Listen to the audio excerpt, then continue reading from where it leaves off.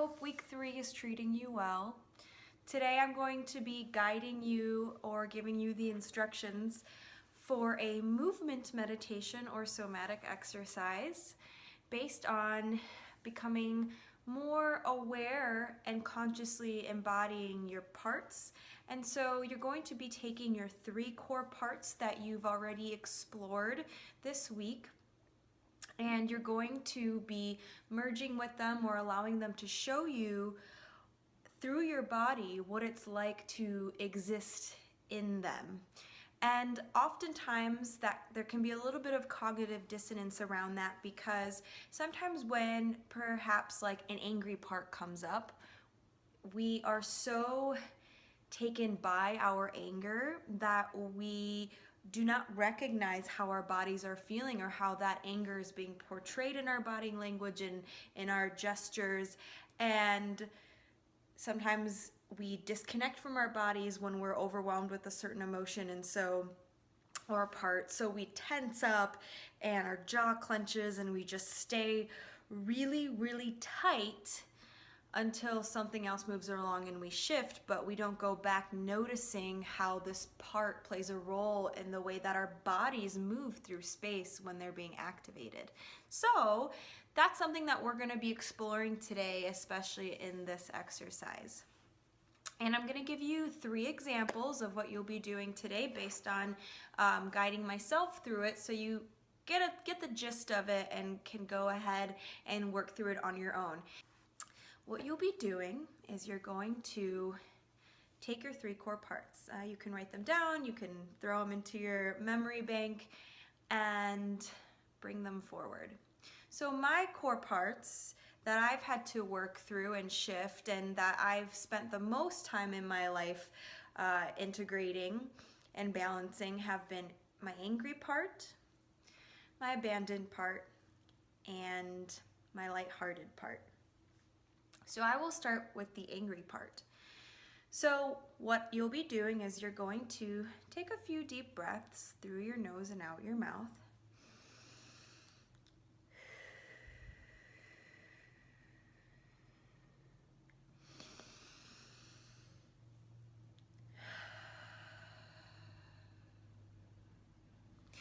And when you're ready, you'll find yourself a little bit more centered, and so you'll call this part in. So I'm calling my angry part in, and what I'll be doing is going to a situation or back into an experience where this angry part was present. You can pick one from your recent past or further down the road, but find yourself in this moment when this angry part was very loud and active. Notice what was happening. And you don't have to spend too much time there if it brings up an emotional response, but just enough so that you are able to witness what is happening. Ask that part if it'll show you what it experienced that day, how it felt. And then witness that. And if you want to take it a step further and go deeper, you can merge with that part. So instead of witnessing it, you can embody it, become it, let it speak through you. I recommend doing this, but at the end of the day, it's your choice to do whatever is more comfortable for you and your body. And so I choose to merge with this angry part, and she has allowed to show me what she went through and felt that day, experienced, so on and so forth. And so right now I'm feeling my shoulders tense up as I go deeper into this memory. I feel my eyebrows scrunch up and my fists tighten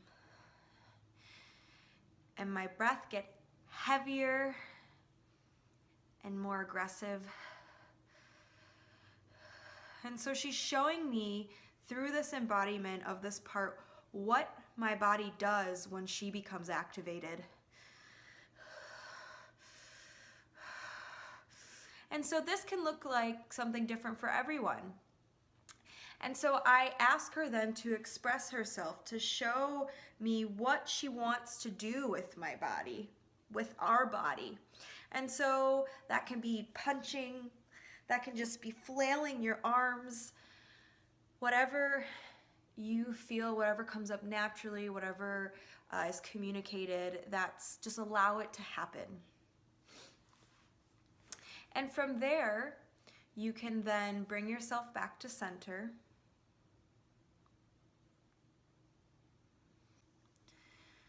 So after you've come down, you're going to then move on to your next part. So my next part is abandonment.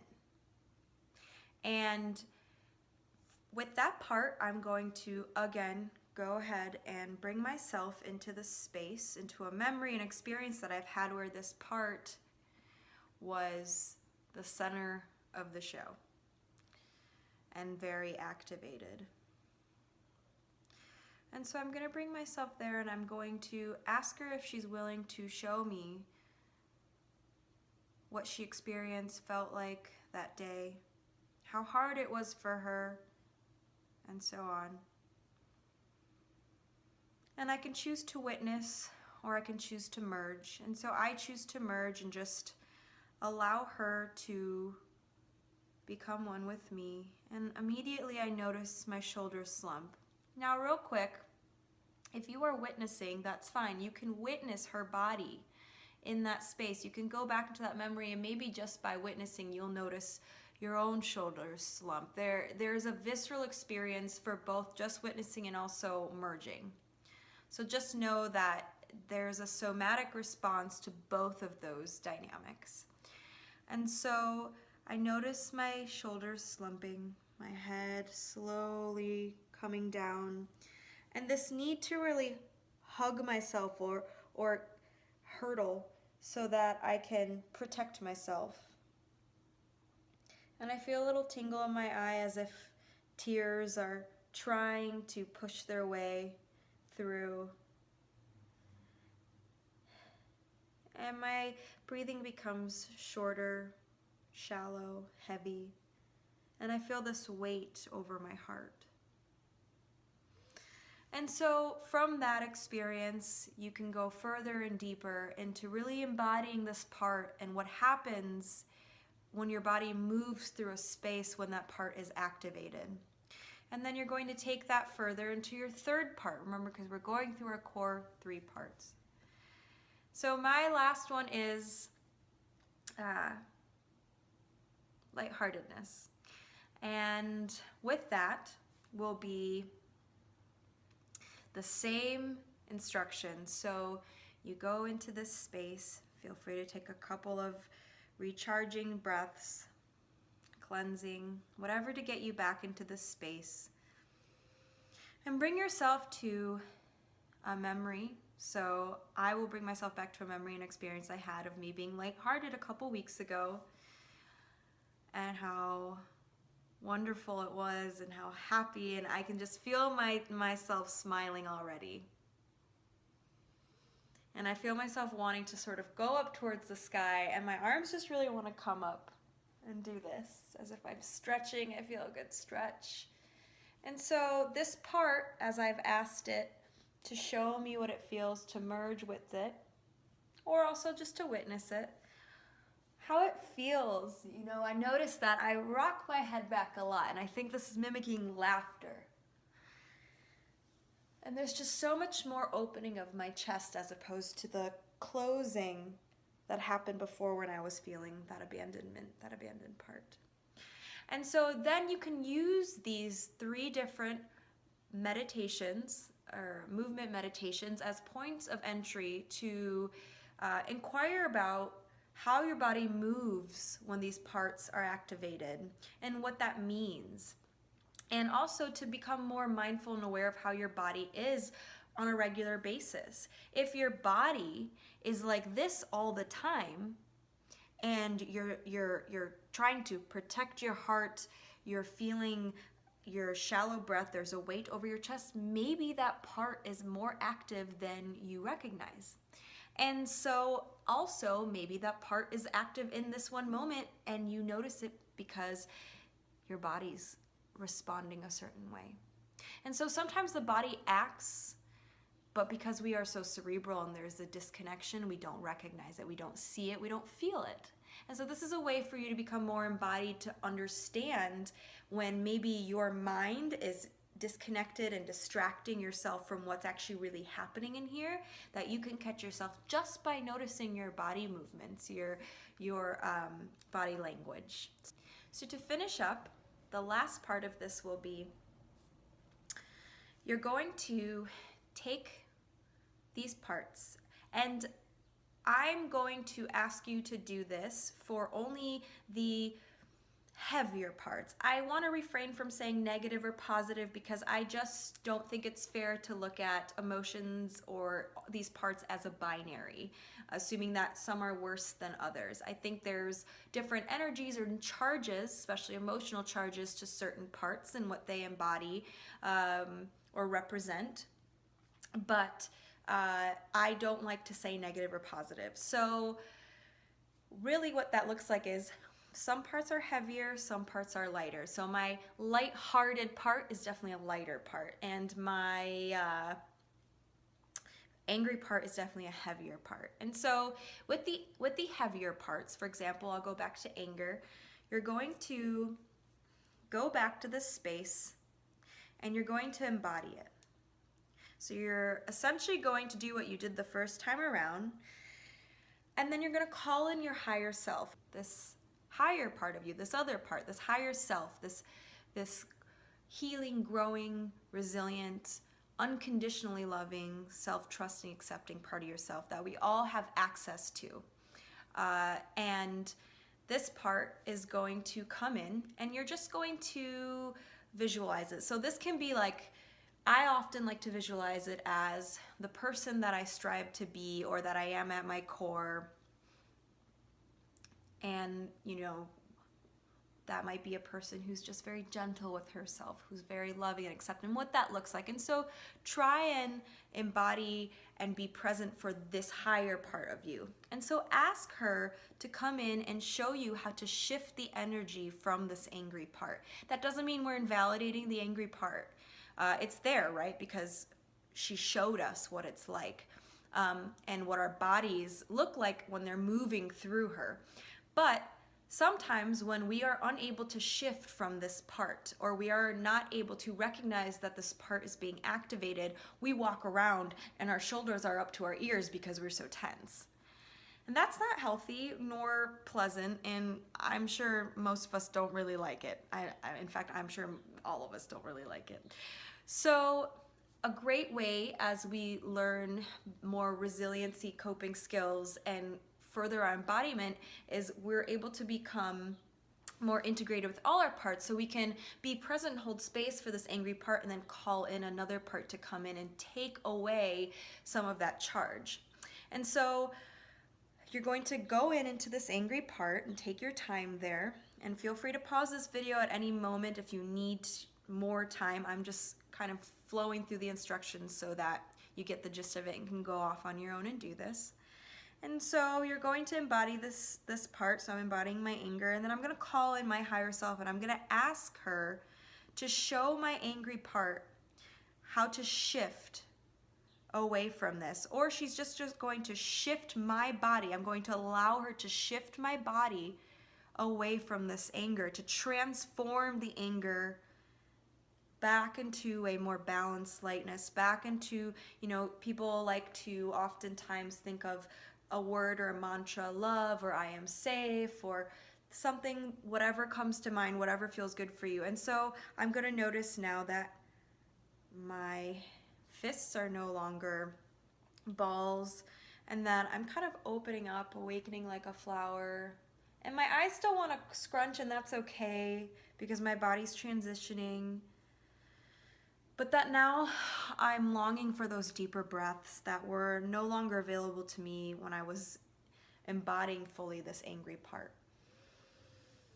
And I want to just gently drop my shoulders and relax them. And so now I'm learning to shift that energy, and that becomes a really important, crucial part of working and integrating through these parts and understanding our multiplicity. And so I want you now to take this activity and also write down the shifts before and after in terms of how your body's feeling, and then as well as using these each of these segments as a point of entry to understand the way that your body wants to respond, the way that you tend to respond when you are embodying this part day to day. And so, for example, if my angry part got triggered years ago, what would normally happen is I would just be very tense and disconnected from my body. So I wouldn't even notice how tense I was, how much that part was driving the bus, if you will.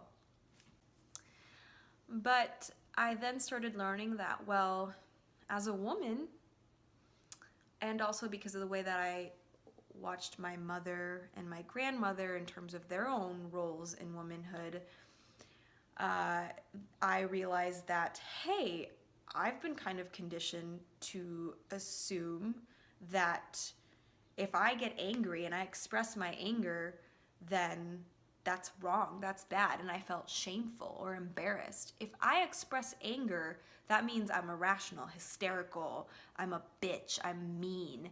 Because these are labels that women are so often given and therefore cannot hold space for themselves because they live in a society that doesn't hold space for their anger.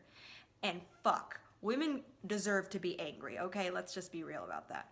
So I learned through, understanding the way my body responded to this angry part, how to then understand from a gestural point of view to more of a cerebral point of view and integrate both, mind and body, on how to navigate through the spaces of the world, especially our society, in terms of engaging with this angry part of myself.